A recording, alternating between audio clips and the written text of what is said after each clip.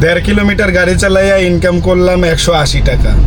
তো এর জন্য আবার সবাই নাইমে যায় এর নাম মিছিল দিয়া যে আমিও পাঠাও উবার চালাবো, তাইলে কিন্তু বড় বিপদ। গ্যাস নিতে আসছি, গ্যাস একদম ফাঁকা, কিন্তু তেলের সিরিয়াল বিশাল।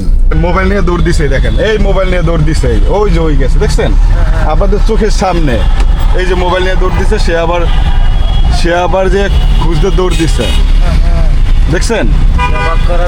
আপনাদেরকে বলছি, আমি বলছি যে মোবাইলটা সাবধানে রাখেন।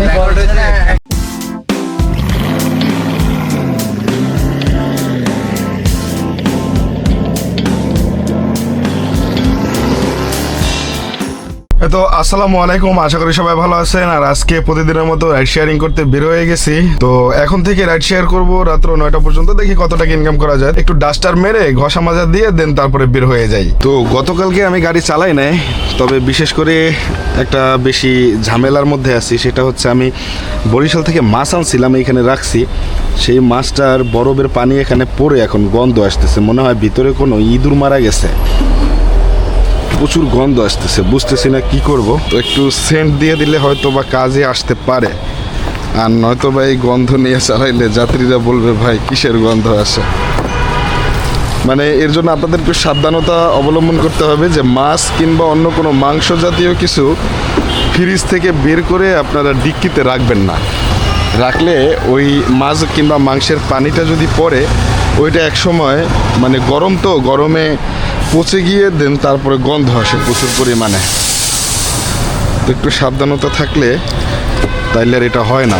আমি আগে যদিও কখনো নেয়ার অভিজ্ঞতা ছিল না, কিন্তু এখন আমি বুঝতেছি যে আসলে কতটা গন্ধ আসে। ময়লা টয়লা তেমন একটা নাই।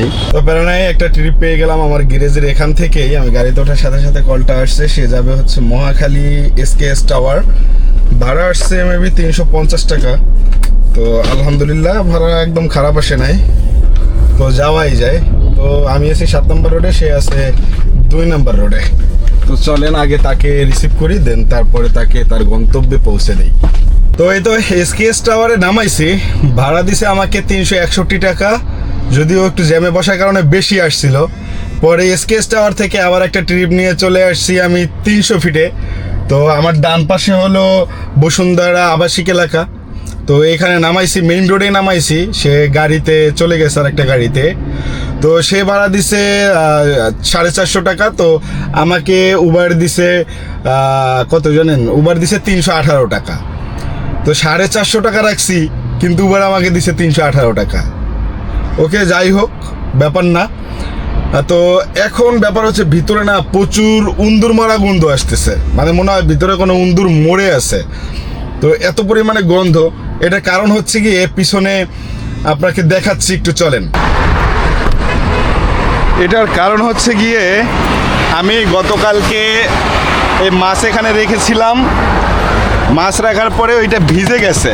তো ভিজে যাওয়ার পরে ওই যে মাছের যে আইসটা গন্ধটা ওটা লেগে আছে। তো আমি ওয়াশ করছিলাম, ওয়াশ করার পরে মূলত যেটা হয়েছে, এইটা এখন পর্যন্ত শুকায় নাই। বের হ বাবা। তো এটা এখন পর্যন্ত শুকায় নাই, যে কারণে এই গন্ধটা এখনও রয়ে গেছে। তো এটা একটু শুকাইতে দিলাম, যেহেতু 300 ফিট মোটামুটি রোদ আইসা শুকাই যাবে। তো এই হলো অবস্থা, আপাতত আটকাই রাখি।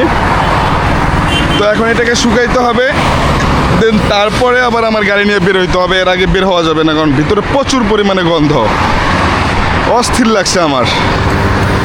যাই হোক, চলেন আমরা একটা আপাতত চা খেয়ে আসি, এটা শুকাইতে থাক। চায়ের দোকান ওই সাইডে আছে, ভালো একটা চায়ের দোকান আছে দেখলাম। তো চলেন আগে চা খাই, এটা শুকাক, গাড়ি থাক, দেন তারপরে আইসা আবার ট্রিপ মারা শুরু করবো ইনশাল্লাহ। এখন একটা ট্রিপ পাইছি, রাস্তার এই পাশ থেকে সে যাবে বসুন্ধরার ভিতরে। যদিও আমি এখন বসুন্ধরার ভিতরেই যাইতাম, তো চিন্তা করছি 250 টাকার ট্রিপটা ধরে ফেলি, তার এই পাশ থেকে নিয়ে ও পাশে নামাই দেই, দেন ও পাশ থেকে আবার একটা ট্রিপ ধরবো। তো সুন্দর একটা ট্রিপ কিন্তু পাইয়া গেছে আলহামদুলিল্লাহ। কিন্তু এখন পর্যন্ত এইটা কিন্তু শুকায় নাই, এটা হচ্ছে মেন ব্যাপার। একটু গরম করতে পারছি আর কি, গরম হয়েছে কেবল।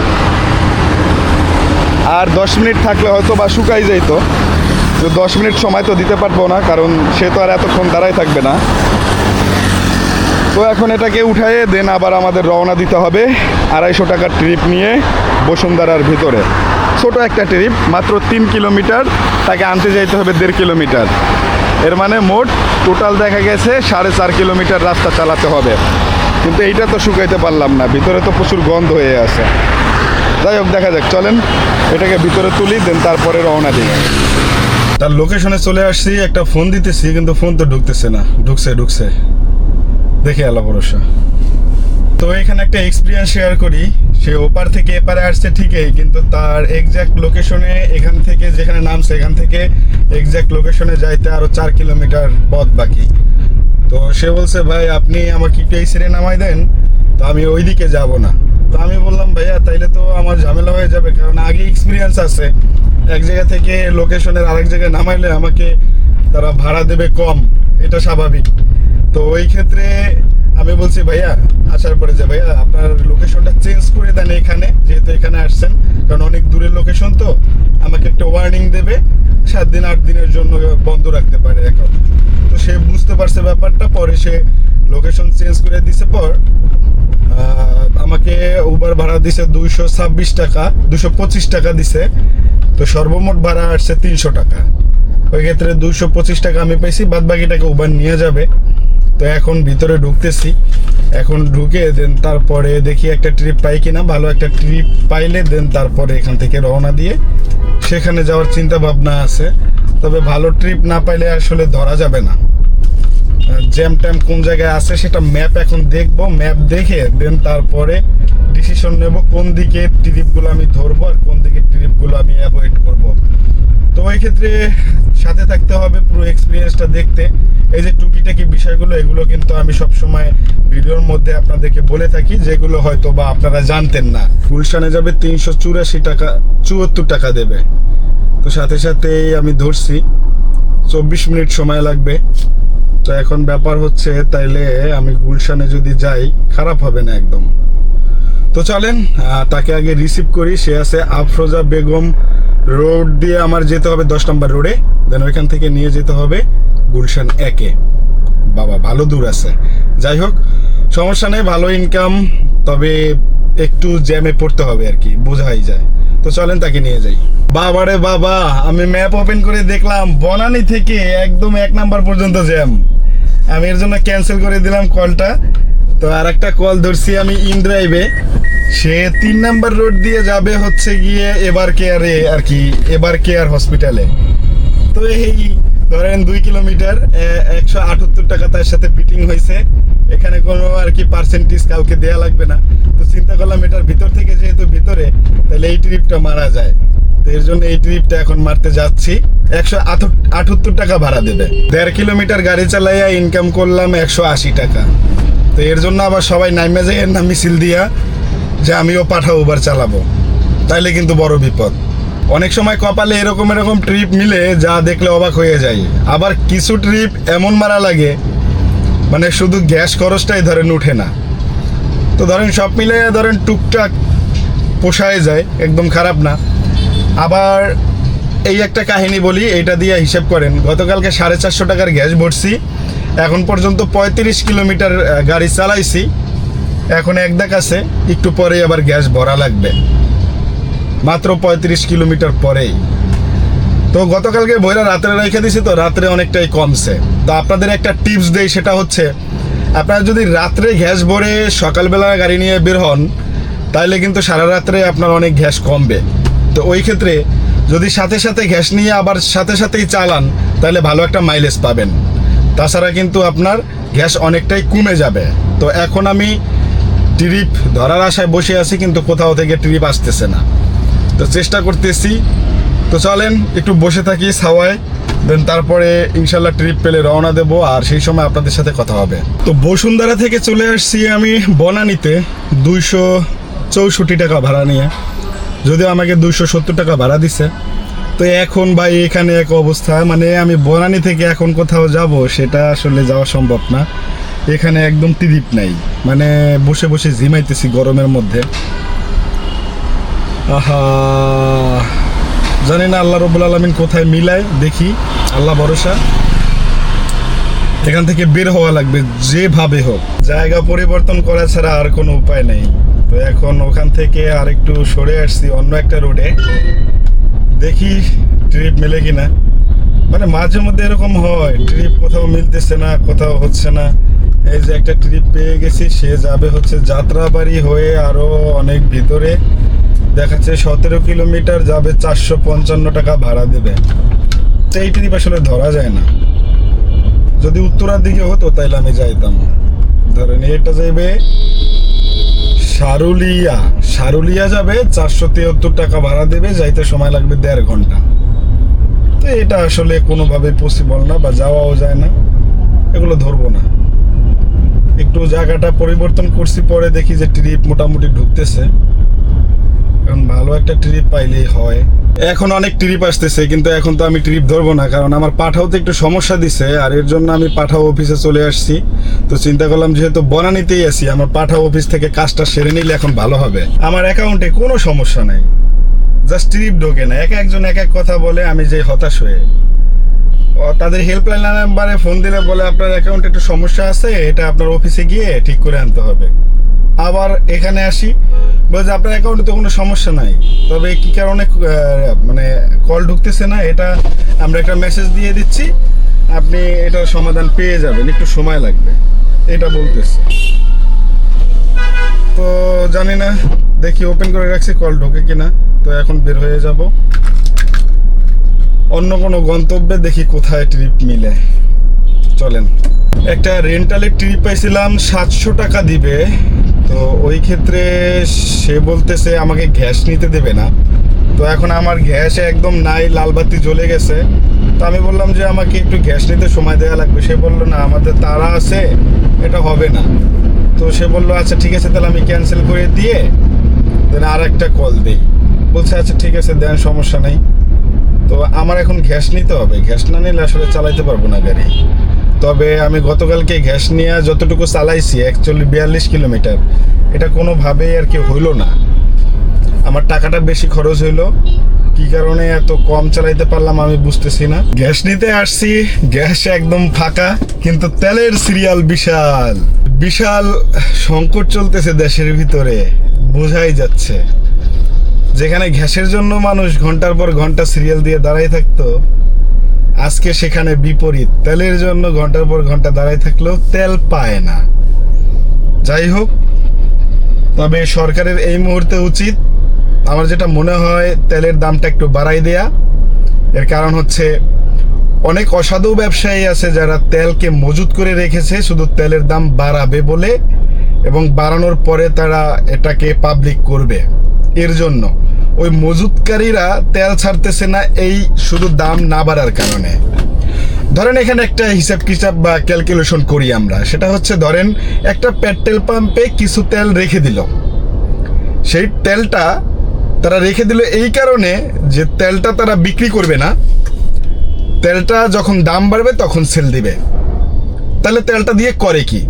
অবশ্যই এখানে একটা লাভ আছে।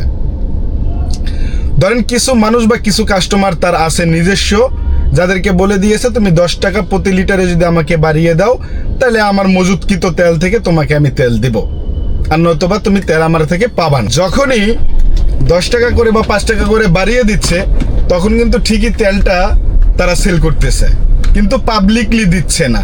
এর জন্য পাম্পগুলো বন্ধ থাকে। আর যখনই সরকার 5 টাকা কিংবা 10 টাকা বাড়াই দেবে প্রতি লিটারে, তখন কিন্তু ওই তেলগুলো পাবলিকদেরও দেবে, কারণ তখন আটকায় রাখার কোনো মানে হয় না। কারণ আগে যারা তাদের কাছ থেকে নিছিল, তারা কিন্তু এখন অন্য কোনো পাম্প থেকে অ্যাভেলেবেল তেল পেয়ে সবাই তেল এখন সবাইকে দিচ্ছে। সুতরাং ওই পলাইয়া লুকোচুরি করে তেল নেওয়ার মতো ধৈর্য আর কারো থাকবে না।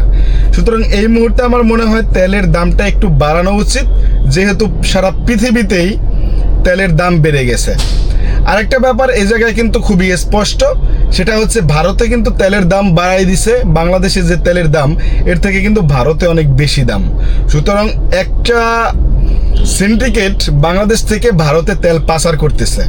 সুতরাং এর জন্য এত সংকট তৈরি হচ্ছে, হয়তো বা এটা হতে পারে।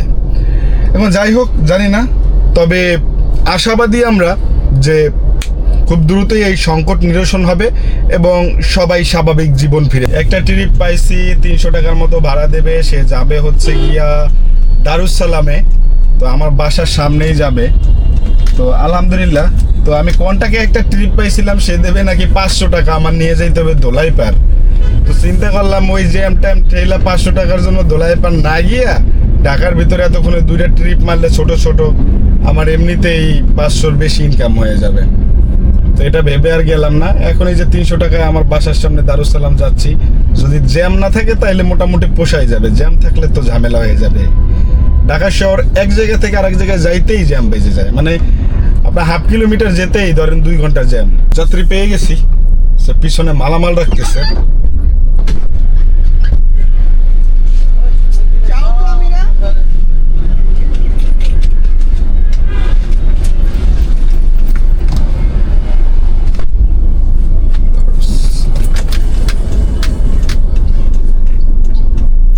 যাত্রীটাকে নামাই দিলাম আমার বাসার একদম পাশে। তো এখন চিন্তা করছি গাড়িটা রেখে এক সাইডে, দেন তারপরে আমি একটু দুপুরে খাবার দাবার খেয়ে আসবো। খাবার দাবার খেয়ে এসে আবার আপনাদের সাথে যোগ দেবো ইনশাআল্লাহ। তো আমি যেখানে গাড়িটা রাখলাম, এখানে গাড়িটা যদি আমি রাখি তাহলে আমার হয়তোবা এখানে কেউ আসতে পারে, কারো প্রয়োজন হতে পারে। ওই ক্ষেত্রে দেখা গেছে কি সে আমাকে খুঁজবে, তাই আমার নাম্বারটা এক জায়গায় লিখে ওই সাইডে রেখে দিয়ে যাব। যদি কারো জরুরি প্রয়োজন হয় তাহলে অবশ্যই আমার নাম্বারে ফোন দিবে, ফোন দিয়ে আমাকে বলবে যে ভাই আপনার গাড়িটা একটু সরানো লাগবে। ব্যাপারটা ক্লিয়ার বুঝাইতে পারছি মেবি। চলেন নাম্বারটা লিখে দিয়ে যাই। এভাবে নাম্বারটা রেখে দিতে হবে এখানে, এভাবে রেখে দিয়ে দেন তারপরে বের হয়ে যেতে হবে। তো চলেন আমরা বের হয়ে যাই, খাওয়া দাওয়া করে এসে দেন আপনাদের সাথে আবার যোগ দিব ইনশাল্লাহ। অলরেডি রাত হয়ে গিয়েছে, তো আমি খাবার দাবার খেয়ে বাসা থেকে বের হয়েছি। পরে একটা ট্রিপ পাইছি উত্তরার দিকে, এটা ইন ড্রাইভে। তো ভাড়া আসছিল 400 টাকা, তো ওই ক্ষেত্রে একটু আমাকে বাড়াই দিছে। তো যাই হোক, তারপর আবার যেখানে নামাইছে এখান থেকে আরেকটা ট্রিপ পাইছি, এখন যাবে সে কাকরাইল মসজিদ। তো কাকরাইলে যাবে। তো ব্যাপারটা হচ্ছে এখান থেকে ভাড়া আসছে মেবি 500 টাকার কাছাকাছি। তো চিন্তা করছি এখন অফিস টাইম যেহেতু শেষ, তো কাকরাইল থেকে মানুষ আসার সময় জ্যাম বাজবে, যাওয়ার সময় একদম খালি পাওয়ার সম্ভাবনা আছে। তো এর জন্য ট্রিপটা মূলত ধরছি এবং রাস্তা দেখলাম ফাঁকা। তো প্যারা নেই, চলেন এই ট্রিপটা কমপ্লিট করি, দেন 500 টাকা আর্নিং করি আলহামদুলিল্লাহ। তো 2 ট্রিপেই প্রায় 900 টাকার মতো হয়ে যাবে আলহামদুলিল্লাহ। আমি দেখিয়েছি অনেকগুলো ভিডিওতে যে আমার সামনের আমি যদি দিয়ে রাখি হালকা ডিপার লাইট, তাহলে কিন্তু এটা জ্বলে, এবং বিশেষ করে এটা একটু কম জ্বলে, এটা একটু লাল জ্বলে আর কি। তো মোটামুটি দুইটাই কিন্তু জ্বলে, এই দুইটার জন্য আরও কিন্তু সৌন্দর্য বেড়ে গেছে গাড়িটার। তো আলহামদুলিল্লাহ। তো এই বিল্ডিং থেকে সে বের হবে, তারপরে তাকে নিয়ে যাব কাকরাইল মসজিদে। তো ভাড়া দিছে আমাকে 516 টাকা। তো আলহামদুলিল্লাহ ভালো একটা ভাড়া পাইছি, তবে দূরত্ব কিন্তু 20 কিলোমিটার ছিল। যাই হোক, ওটা ব্যাপার না। তো এখন আবার এখান থেকে দেখি কোথায় পাওয়া যায়। এখান থেকে একটা ট্রিপ নেওয়ার ইচ্ছা আছে, কিন্তু মন মতো পাচ্ছি না। ট্রিপ অনেক আছে কিন্তু মন মতো নাই আর কি।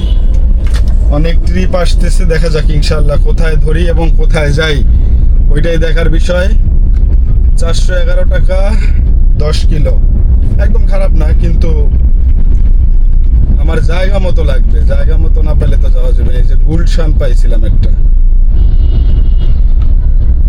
গুলশান যেহেতু পাইছি ধরে বসছি। মোবাইল নিয়ে দৌড় দিছে, দেখেন এই মোবাইল নিয়ে দৌড় দিছে, ওই যে ওই গেছে দেখছেন আপনাদের চোখের সামনে। এই যে মোবাইল নিয়ে দৌড় দিছে, সে আবার যে খুঁজতে দৌড় দিছে, দেখছেন। আপনাদেরকে বলছি, আমি বলছি যে মোবাইলটা সাবধানে রাখেন ভাই। আমি জানি এগুলা এই জায়গায় চলে, মানে একদম আমি বলছি আর চোখের সামনে, দেখছেন। ওরে আর পাইবে, ওরে ঘাওয়ারে জীবনেও পাইবেন, ওরে সম্ভবই না। জানলা আটকাইতে ভাই উত্তম ভাই। বুঝছেন, কোনোভাবেই ওরে আর পাওয়া সম্ভব না, একদম চোখের সামনে।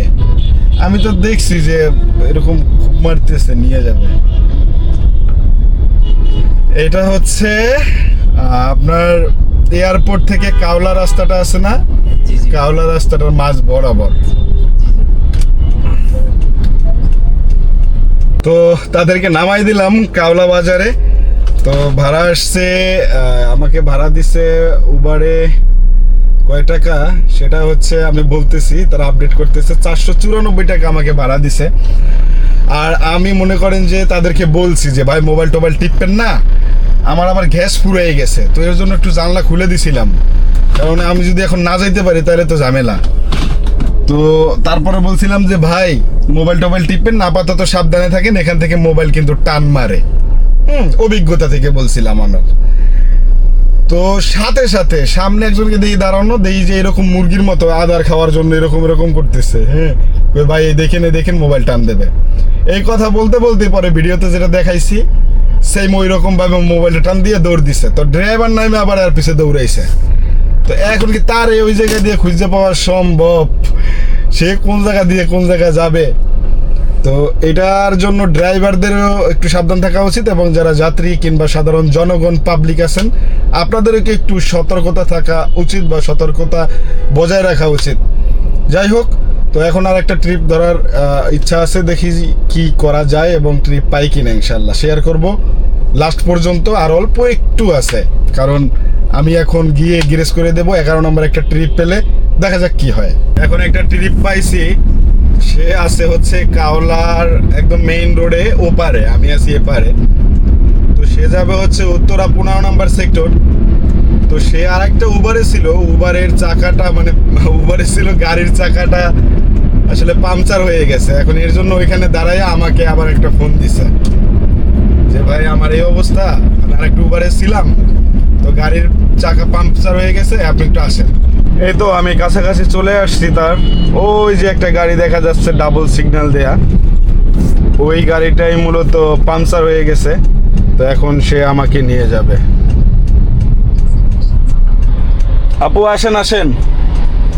কি ভাই পাংচার পাংচার হয়ে গেল? পাংচার হয়ে গেল না কোনো সমস্যা? পাংচার না, ওকে। এই তো তাদেরকে নামাই দিলাম, ভাড়া আসলো কত 396 টাকার মতো আসছে। তো এই 96 টাকা নিয়ে যাবে আর কি উবার, আমাকে দিছে 301 টাকা। তো এই হলো অবস্থা। তো আল্লাহ ভরসা। এখন আমি 12 নম্বরের কাছাকাছি আছি, উত্তরা সেন্ট্রালে আছি। তো উত্তরা সেন্ট্রাল দিয়ে 12 নম্বর একদম কাছাকাছি। এখান থেকে গ্যাস এখন নেওয়ার ইচ্ছা ছিল, কিন্তু চিন্তা করছি গ্যাস নিয়ে রেখে দিলে রাত্রেবেলা গ্যাস কমে যায়।